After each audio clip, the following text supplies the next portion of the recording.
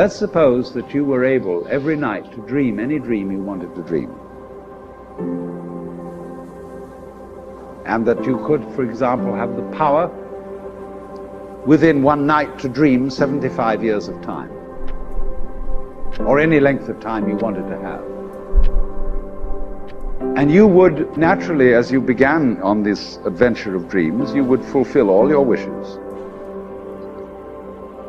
You would have every kind of pleasure, you see. And after several nights of 75 years of total pleasure each, you would say, well, that was pretty great. But now let's have a surprise. Let's have a dream which isn't under control. Well, something is going to happen to me that I don't know what it's going to be. And you would dig that and come out of that and say, wow, that was a close shave, wasn't it?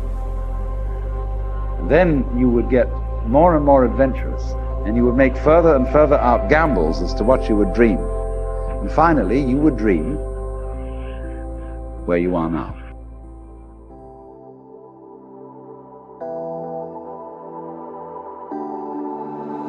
What if we run away? What if we left today? What if we said goodbye to safe and sound? What if we're hard to find? What if we lost our minds? What if we let them fall behind and they're never found?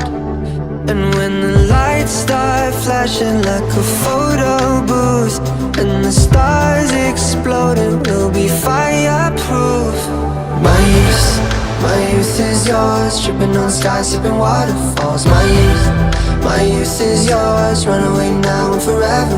My youth is yours, the truth's too loud, you can't ignore my youth. My youth is yours. My youth is yours.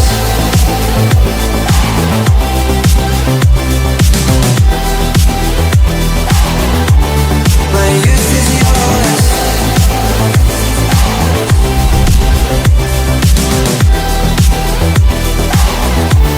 My youth is yours.